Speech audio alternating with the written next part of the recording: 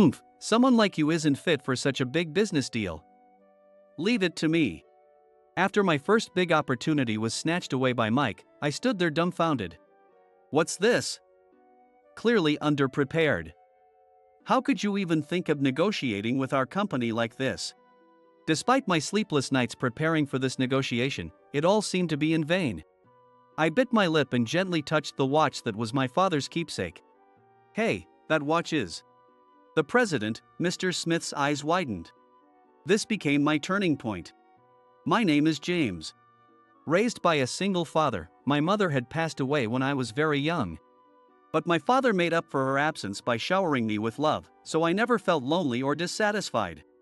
I had only seen my mother in photographs, but my father always spoke of her as truly kind and loving. She died from an illness when I was just 2 years old. The woman in the photographs was strikingly beautiful, and my father always seemed a bit sad yet fond when he talked about her. My father was incredibly capable, never missing a school event and always cooking simple yet delicious meals every day. He was a man of few words but always watched over me and respected what I wanted to do. Father, I want to try this. At that, he would agree in a heartbeat and let me take on various activities. Swimming, baseball, piano, languages. I really got to try it all. Looking back, I realize how fortunate I was. We were neither wealthy nor poor, we lived a life without luxuries but also without wants, thanks to my father. While I was at school, he appeared to go to work, but he mainly worked from home to spare me the loneliness. Sitting next to him in the living room and doing my homework as he worked, I felt grown up. It was nothing more than imitating my working father, but it made me sit up straight, feeling like we were in it together. My father would smile and work while watching me. I loved these moments after dinner. James, never forget your manners. He would often say. Manners will definitely save you one day. Always be courteous, no matter whom you're dealing with.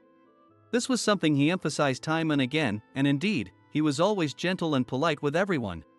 His circle was always full of smiles, and people were eager to help him, and I received much help from those around us as well. My father was the coolest adult I knew, full of manly virtue, and I idolized him. Seeing me trying to emulate him, my father would blush and say, I'm not that great. But having my son look up to me is the ultimate reward as a father. Thanks for making me into a respectable father. Your mother in heaven must be looking at us with envy, he added.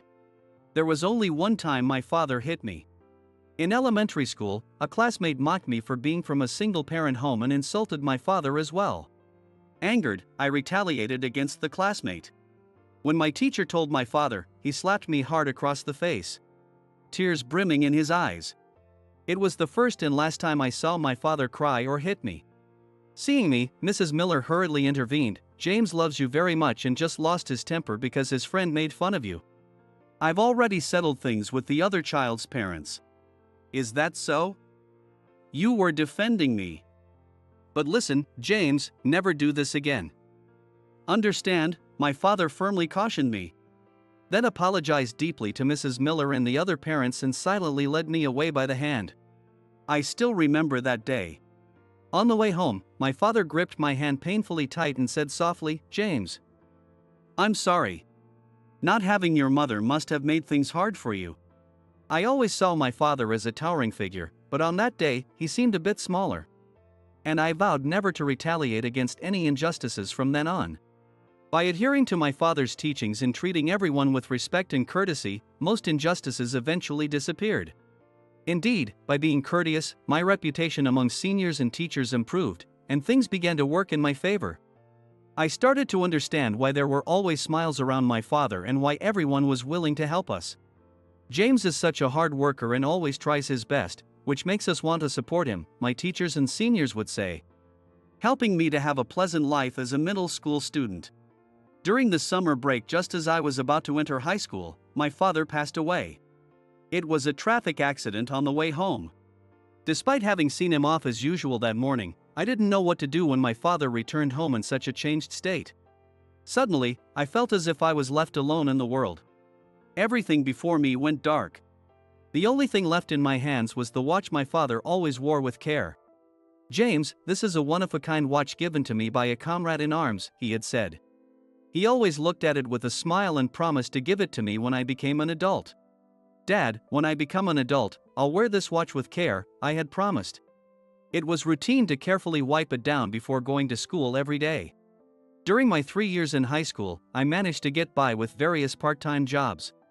Everyone at my part-time jobs was kind, and I lived each day desperately with the help of those around me. I immersed myself in work to drown out my sorrow. If I kept busy with studies and work, I could forget the sad things. Convinced of this, I made sure not to take any days off. "James, don't push yourself too hard."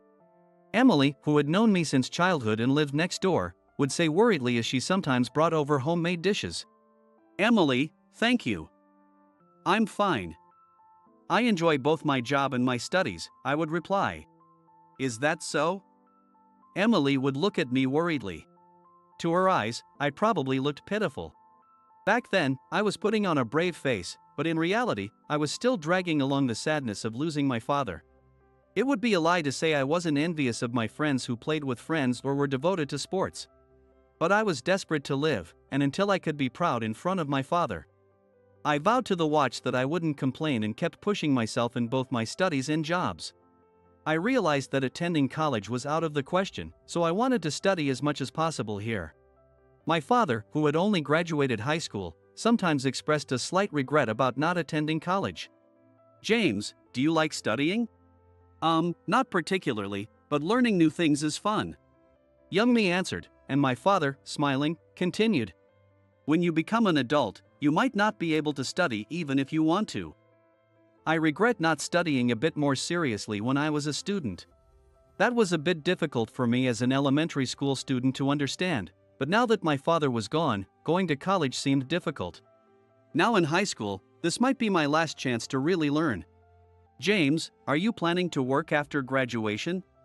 Mr. Thompson, my high school teacher, understanding my situation, started discussing job options with me early. A guy as serious and capable in studies as you could succeed in any college. It's a pity. Despite saying this, he always helped me think about job opportunities. I was truly grateful.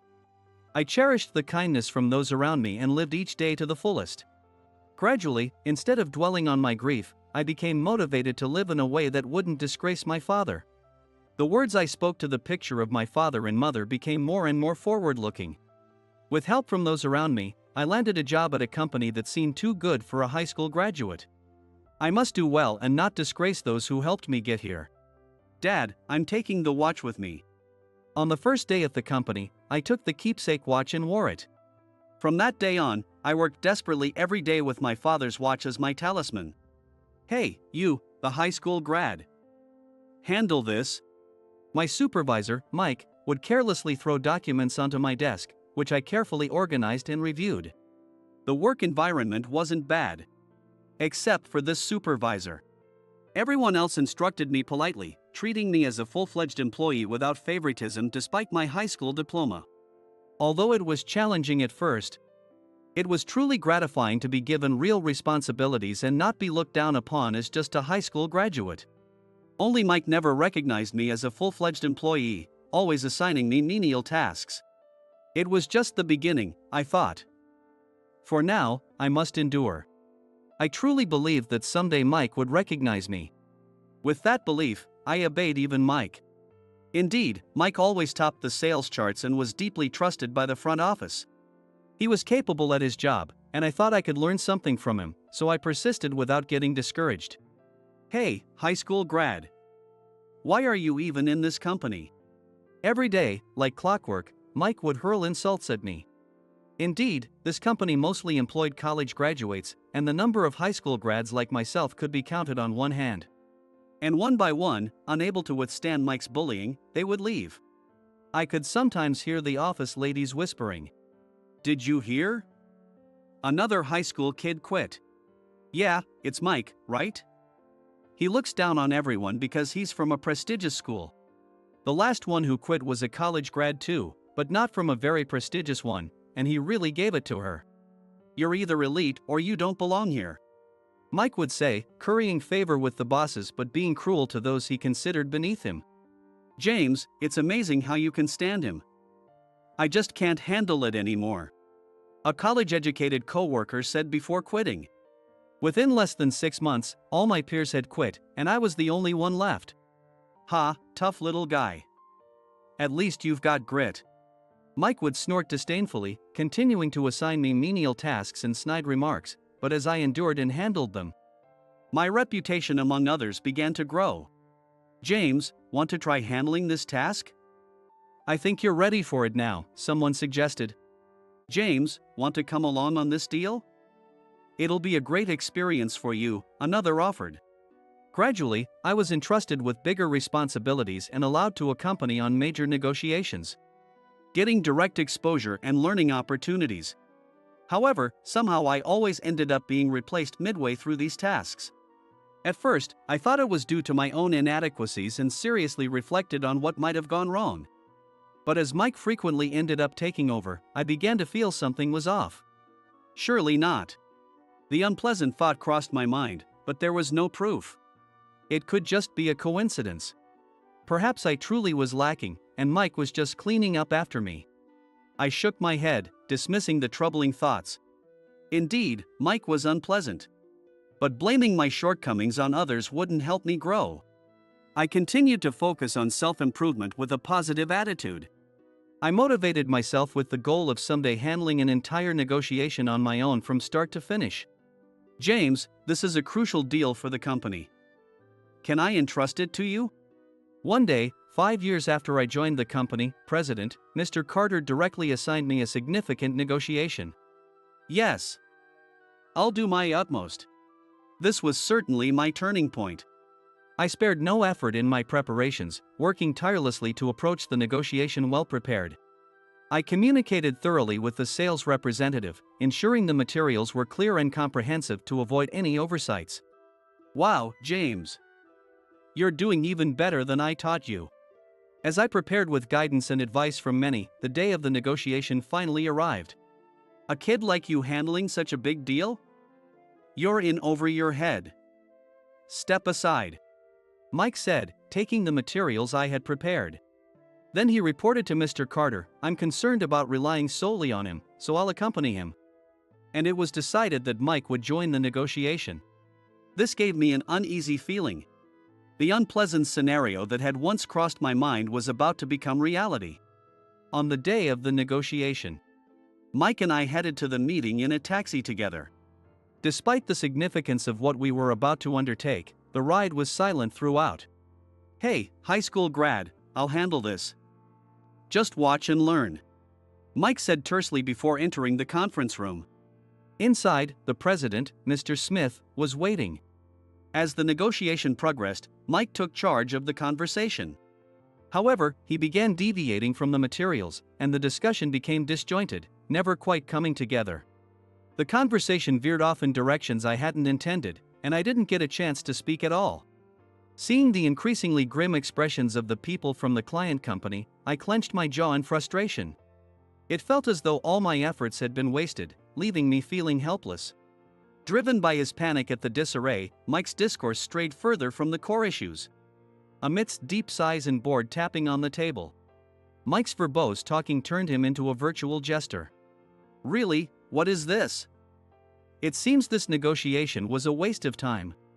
Mr. Smith finally expressed his frustration. I'm terribly sorry. In the ensuing silence, I instinctively apologized. I thought the documents were well prepared and clear, what a pity. He sighed deeply, glancing my way momentarily. Mr. Smith looked at my watch and exclaimed, You? James, was it? Where is that watch from? Pointing to my watch with trembling hands, he asked. Yes, my name is James. This watch was a keepsake from my father. Could it be your father was David? Yes, my father was David. Did you know him? After a moment of thought, Mr. Smith looked intently into my face again, as if seeing it anew, and said, I see. Ah, James. You're David's son? I apologize if I'm mistaken, but did you prepare these documents? Yes, I replied. In that case, could you give the presentation from your perspective once more? While somewhat bewildered, I remembered the story of my father's watch, a unique treasure given by a comrade. I was shaken. But I had been given another chance. Mike sat next to me, his face ashen. Taking a deep breath, I delivered the presentation as practiced. It went well, I believe. I engaged sincerely with the client who listened intently. The Q&A session was efficient and thorough.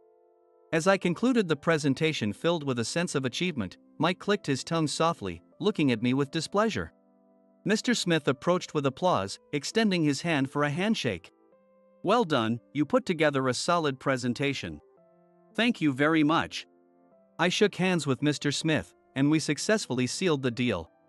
You seem to work much like your father did. He continued, sharing a bit about my father. It's hard to believe now, but my company once struggled financially. Your father, David, saved us during that crisis. He was truly my right-hand man, tirelessly dedicated to the company. Even after he started his own business, we remained good friends and business partners. He even had this unique watch made especially. My father always cherished this watch, saying it was a unique treasure given by a comrade, I explained. Is that so? David said that.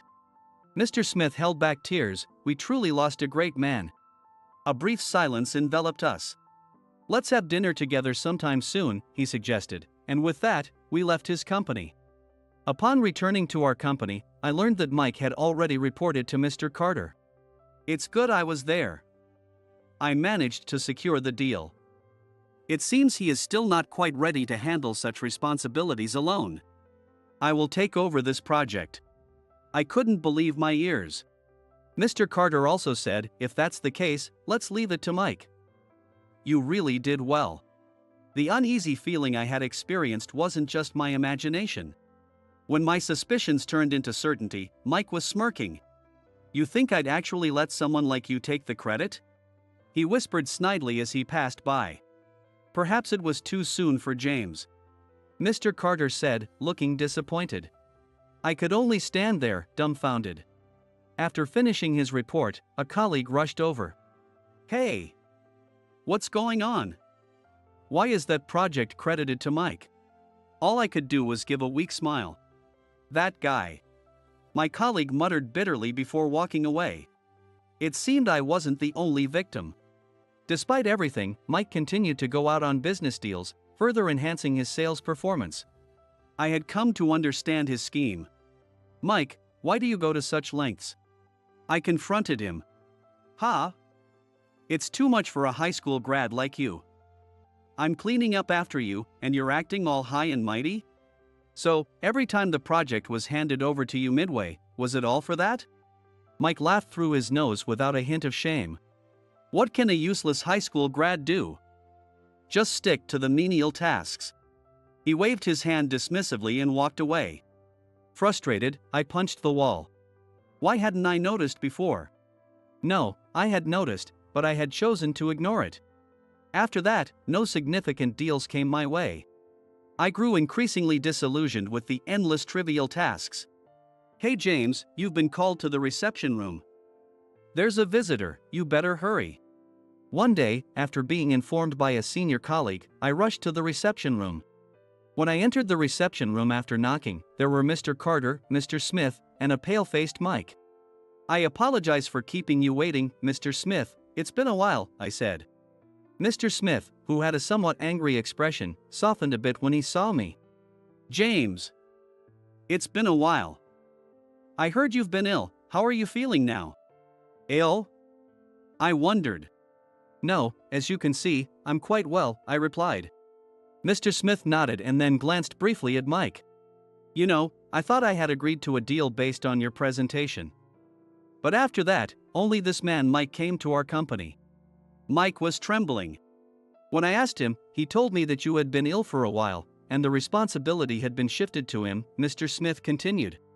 Mr. Carter frowned at the ashen-faced Mike, pressing him for an explanation. While Mike stuttered through his defense, Mr. Smith went on. If he is to continue to be in charge of the deal, I must say I cannot trust him, and would like to consider this deal void. Mr. Carter apologized profusely and instructed his secretary to review all of Mike's projects. Mr. Smith, if you would permit me, could you possibly continue the deal with me as the responsible party? I asked boldly. Mr. Smith nodded approvingly. I am strict. I'm expecting a lot from your work, he said before leaving. Subsequently, an internal investigation brought all of Mike's credit stealing to light. As expected, other young employees had also been victims of Mike's credit stealing, and in some egregious cases. He hadn't even attended any meetings yet had altered documents to replace names with his own. Damn, why did that old fool have to meddle? And don't get too comfortable, you only got that deal through connections. Mike spat bitterly, his face flushed with anger, as he was relegated to a subsidiary on a remote island. Due to the small size of the island, the reason for his demotion had quickly spread, and he was evidently feeling very constricted. Well done, James. It really was right to have you in charge, said Mr. Smith, with whom I had multiple meetings and dinners, earning his full trust. After numerous meetings and dinners with Mr. Smith, I earned his complete trust. Our mutual efforts led to improved business performance and even new deals introduced by Mr. Smith. Thank you always. About that matter you introduced last time. Now, he was like a second father to me, and I often sought his advice over meals. After the incident, Mr. Carter apologized, saying, I was so blinded by my trust in Mike that I neglected other employees. How shameful. I am truly sorry. This led to a re-evaluation of all employees, making the workplace more conducive than ever. Along with that, while not as extreme as Mike, other senior employees who had been coasting on the efforts of juniors were sidelined, eventually leaving the company. The environment became more dynamic, with fair recognition of efforts, fostering healthy competition and improved performance. Consequently, I was promoted swiftly. It was gratifying to see that effort was fairly rewarded, and by closely coordinating with clients, the results multiplied. This cycle led to even more business opportunities. Lately, I've been able to assign more responsibilities to juniors and subordinates. It's a shame that James is stepping back, but his successor is a really great person. Recently, I've been hearing this more often and have found joy in personnel development. However, I remain to be in charge of Mr. Smith's company. Thank you for taking your time despite your busy schedule. I shared a laugh with him, because you are my benefactor in origin, but perhaps I should pass it on for the sake of my juniors. Our dealings with Mr. Smith led me to discover more about my father, and it was after that deal that my work was re-evaluated. I couldn't bear to turn my back on Mr. Smith. By the way, James, with your skills, you could go independent, couldn't you? Have you not considered it? Mr. Smith inquired one day, seemingly under the impression that, like my father, I might do the same. I haven't ruled it out, but I admitted, but there was still a desire to contribute to the current company. Despite the challenges, this company had nurtured me from a high school graduate to where I was now. At least until the subordinates I'm training can stand on their own, I think I'll stay, I added. Mr. Smith smiled warmly. That's another way you resemble your father, he remarked, apparently reminiscing and seeing my father in me. There was one thing that particularly piqued my curiosity, prompting me to ask Mr. Smith. Mr. Smith, have I become the kind of man like my father who you respected in?